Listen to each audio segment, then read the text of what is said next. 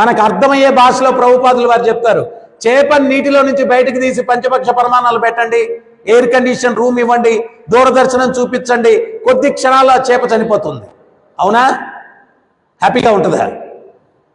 Enjoy చేస్తుందా? ఎందుకని? దాని సహజమైన స్థితి నీళ్ళలో ఉండడం.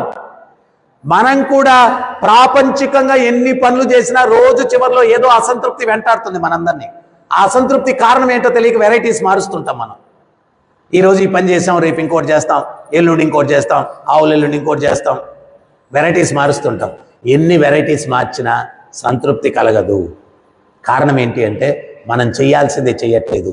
మనం చేయాల్సింది ఏంటి అంటే ఆత్మని ఆ పరమాత్మతో సంబంధం ఏర్పరచుకోవాలి. అప్పుడు నువ్వు ప్రాపంచికంగా ఏమీ లేకపోయినా హ్యాపీగా ఉంటావు.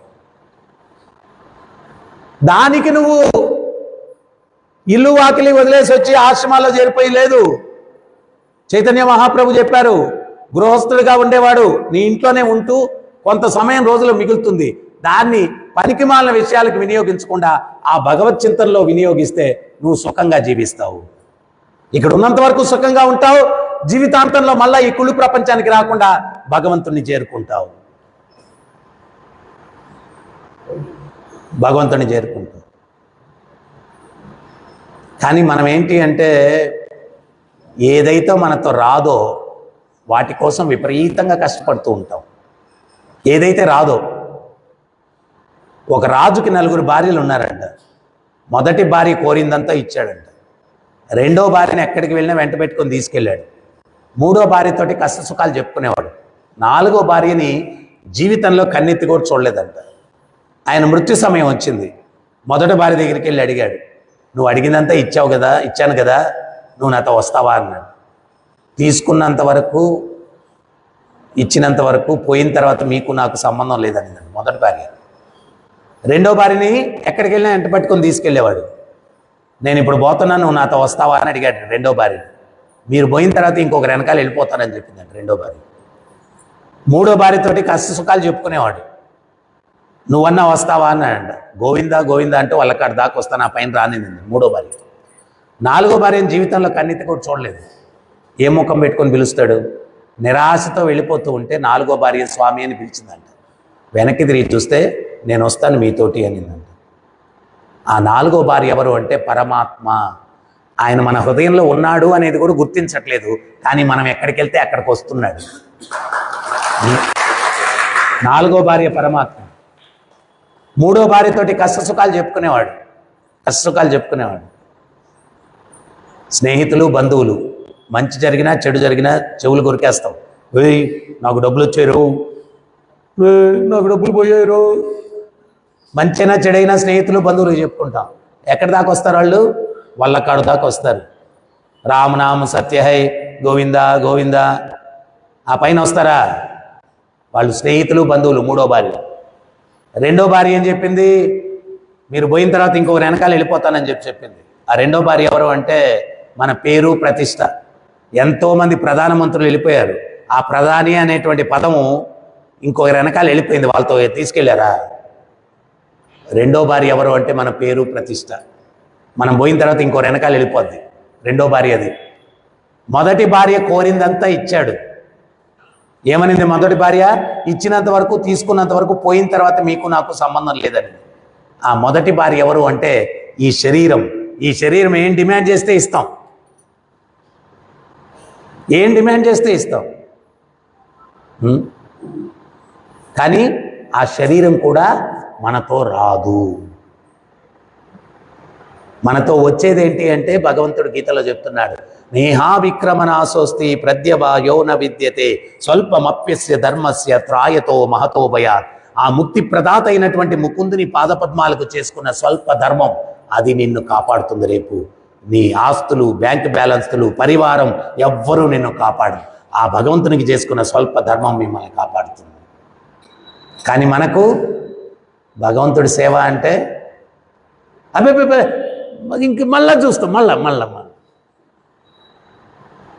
ఏదైతే మనతో రాదో వాటికి టైం, జీవితం అంతా దారపోసేస్తాం. సో మీ ఉద్యోగాలు, వ్యాపారాలు ధర్మంగా చేసుకోండి. రోజులో కొంత సమయం మిగులుతుంది. మిమ్మల్ని మీరు రక్షింపజేసుకునేదానికి. అంటే మిమ్మల్ని అంటే ఈ శరీరం కాదు, శరీరంలో ఉండే ఆత్మ.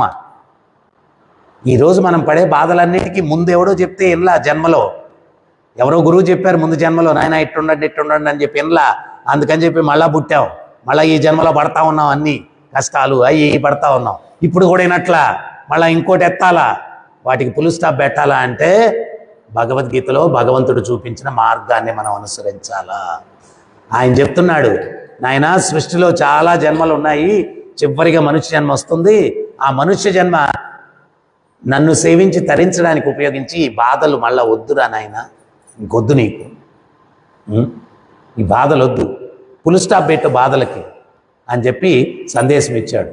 ఈ భగవద్గీత ఎవరైనా ఒకరికి దానం ఇస్తే 1000 గోవులు దానం చేసిన ఫలితం వస్తుందంట. గీతా జయంతి రోజు ఎవరైనా దానం ఇస్తే, మీ ఇళ్లలో లేకపోతే కూడా తీసుకొని వెళ్ళి ఇంట్లో పెట్టుకొని రోజు ఒక శ్లోకం చదవండి.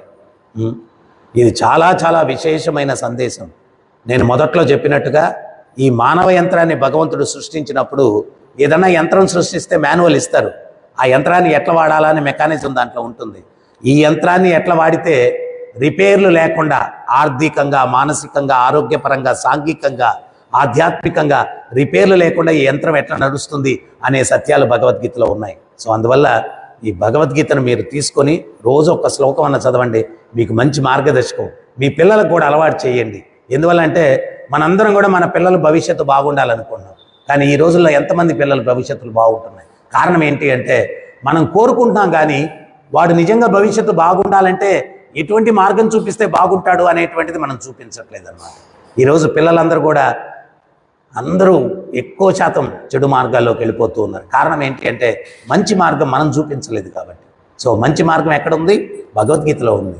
సో అందువల్ల మీ పిల్లలకు కూడా భగవద్గీత చదివి ఒక శ్లోకం వాళ్ళకి వివరించండి. మనం ఈ రోజుల్లో ఏంటి అంటే రాత్రి పగలు ఎంత ఆస్తి ఇవ్వాలి మన పిల్లలకు అనుకుంటున్నాం, ఎంత సంస్కారం ఇవ్వాలనేది అనుకోవట్లేదు.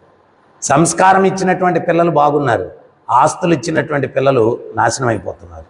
సో అందువల్ల ఆస్తి, అన్నిటికన్నా విలువైన ఆస్తి సంస్కారం. ఆ సంస్కారాన్ని ఇవ్వడానికి ప్రయత్నించండి. ఆ సంస్కారం ఎట్లా వస్తుంది అంటే గీతా జ్ఞానం ద్వారా వస్తుంది. ఒక్క శ్లోకం చెప్తాడు భగవంతుడు, విద్యా వినయ సంపన్నే బ్రాహ్మణే గవిహస్తిని సునీచైవ స్వపాకేచ పండిత సమదర్శిన. యథార్థ జ్ఞానం ఎవడైతే కలిగి ఉంటాడో, బ్రాహ్మణుణ్ణి, గోవుని, ఏనుగుని, సునకాన్ని, సునక మాంసం తినే చండాలుని అందరినీ సమదృష్టితో చూస్తాడు, ప్రేమతో చూస్తాడు. ఈరోజు జన్మనిచ్చిన తల్లిదండ్రుల్ని ప్రేమతో చూడట్లేదు, ఆస్తులు ఇచ్చిన తల్లిదండ్రుల్ని ప్రేమతో చూడట్లేదు. అన్నదమ్ములు కొట్లాడుకొని చేస్తున్నారు, స్నేహితులు కొట్లాడుకొని చేస్తున్నారు. వీటన్నిటికి కారణం ఏంటి అంటే యథార్థ జ్ఞానం లేదు. ఆ యథార్థ జ్ఞానం ఏంటి? ఆత్మజ్ఞానం. నేను ఆత్మస్వరూపుణ్ణి, అందరూ ఆత్మస్వరూపులు, నాకు నివసించడానికి ఎంతైతే అర్హత ఉందో ప్రతి ఒక్కరికి అదే అర్హత ఉంది అన్నటువంటి భావన సమాజంలో లోపించింది. దానివల్ల స్వార్థంతో ఒకరొకరు కుట్రలు, కుతంత్రాలు, చంపుకోవడాలు ఇవన్నీ జరుగుతూ ఉన్నాయి. ఎప్పుడైతే ఈ జ్ఞానం ఎవరికైనా అబ్బింది అంటే వాడు ఖచ్చితంగా ఆత్మదృష్టితో అందరినీ చూస్తాడు. సర్వే జనా సుఖినో భవంతు, అందరూ సుఖంగా ఉండాలా అనేటువంటి చైతన్యంతో నడుచుకుంటాడు. ఇప్పుడు నేను ఒక్కడనే బాగుండాలా, ఎదుటోళ్ళు పోవాలా అంటే ఎవడు బాగుండడు. 3 దొంగలు ఊరంతా దోచుకొని అడవికి వెళ్ళారంట. వాళ్ళు అడవిలో మాట్లాడుకుంటున్నారంట, ఒరేయ్ నిజాయితీగా పంచుకోవాలరా, మనం చేసిన పని ఏంటి? దొంగతనం. పంచుకునే దగ్గరికి వచ్చేసరికి నిజాయితీ వచ్చేసింది. ఒకడు అన్నాడంట, ఒరే మన సంచులు నిండే కడుపులు ఖాళీ అయిపోయి ఒకడు పట్టణానికి వెళ్ళి భోజనం చేస్తే తినేసి పంచుకుందాంరా అన్నాడంట. ఒకడిని పట్టణానికి పంపించారంట. వీళ్ళిద్దరు మాట్లాడుకుంటున్నారంట, ఒరే ఆ భోజనం తెచ్చేవాడిని చంపేస్తే వాడి వాటా కూడా మనమే పంచుకోవచ్చు కదా అన్నాడంట.